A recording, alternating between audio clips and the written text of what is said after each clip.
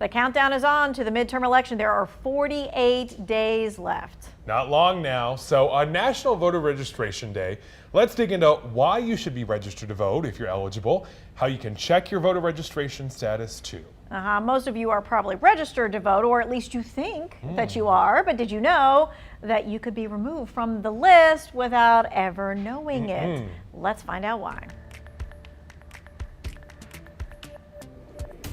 What's supposed to happen is every state is supposed to periodically purge their rolls. State and county boards of elections are the ones in control of their own voter registration list. Each board is able to clean up their list. These routine processes are required by state and federal laws. I don't just wipe them clean every year and have it start over. I actually have a list maintenance procedure that's set forth in the general statutes that says this is how you maintain the list. Here in North Carolina, state law requires the North Carolina State Board of Elections to review the list of eligible voters every 2 years. These 4 reasons could get someone removed from the voter roll. In North Carolina, the voter is incarcerated, the voter has moved to another state, the voter has passed away, or the voter has been inactive for at least 2 federal elections.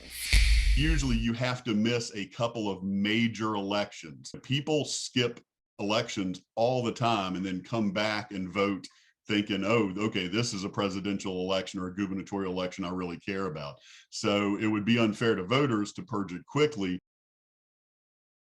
So now you may know that even if you've registered before, it never hurts to check your status. And you can find that out really easily by typing your info into the voter search tool on your county's Board of Election website. If you're not registered, hey, no problem. Here are your options. You can register online by October 14th or by mail as long as it is postmarked by October 14th, or in person at your county Board of Elections office, again, by October 14th. This is the deadline. If October 14th comes and goes and you don't register, you do have one last option. You can go to any early voting site from October 20th to November the 5th, and you can register to vote and then vote on that same day. It is called same-day voting. You're going to need to prove your residence by showing an official document with your current name and address.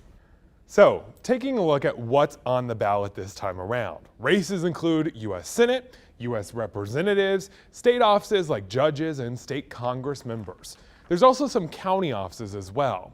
What is not on this ballot this time is the race for president. But UNCG political science professor Tom Little says it is still important to vote. Given that the Senate is evenly divided, this, like any race, can make the difference between who has the majority and who doesn't. And even if you're not voting for the president in the presidential race, what the president can get done will be heavily determined by that Senate balance. A shift of, I think, 6 seats in the House and literally 1 in the Senate will change the entire dynamics of politics in this country for the next 2 years. So it is critical, regardless of where you stand, which party you're supporting, it is critical that you get out there and vote. That's what democracy is all about. Plus, you don't vote, you don't get to complain. That's true, too. A CBS News poll got voters to rank a list of issues to see what role they'll play in the midterm elections. And here's how those issues fell. The top 5 issues: economy, inflation, voting and election issues, crime, and gun policy. Former State Supreme Court Justice Cheri Beasley is the Democratic candidate for Senate. Current U.S. Representative Ted Budd is the Republican candidate. What do they have to say about those top issues you care about? Well, Cheri Beasley says she wants investments in infrastructure and renewable energy, an increased minimum wage, programs for small businesses and entrepreneurs, and affordable child care and federal pay, family, and medical leave. Ted Budd says he wants to cut wasteful spending in Congress, as well as promote free enterprise, limited government, and economic freedoms. All right, so let's take a look at this. Cheri Beasley says she will work to get the Freedom to Vote Act and the John Lewis Voting Rights Act passed to promote transparency, fair redistricting, voting by mail, and other voting challenges.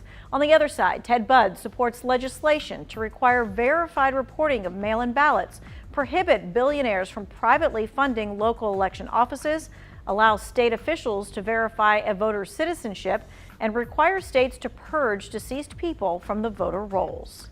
Cheri Beasley wants to reform the criminal justice system. She supports expanding drug treatment, mental health courts, and legalizing and regulating cannabis. She also supports sentencing reforms and the George Floyd Justice and Policing Act. Ted Budd supports police departments and wants them to help train officers in de-escalation tactics and community engagement. He also supports increasing penalties against rioters. All right, let's take a look at the next issue. This is gun policy. Sherry Beasley wants to implement what she calls common sense gun safety measures, like universal background checks, encouraging safe storage, and closing domestic abuser and mental health loopholes. Ted Budd believes law-abiding citizens have the constitutional right to carry across state lines. He thinks changing the Second Amendment won't stop criminals. He says firearm confiscation is unlawful and thinks the Bureau of Alcohol, Tobacco, Firearms, and Explosives should focus more on catching criminals. Listen up, here are the important days to know for the upcoming midterm election. You got until October 14th to register. Yeah, early voting starts on October the 20th. It ends on November the 5th, and Election Day is November the 8th. Not long now. Make sure your voice is heard, check to see if you're registered to vote, and make a plan to do it for the midterm.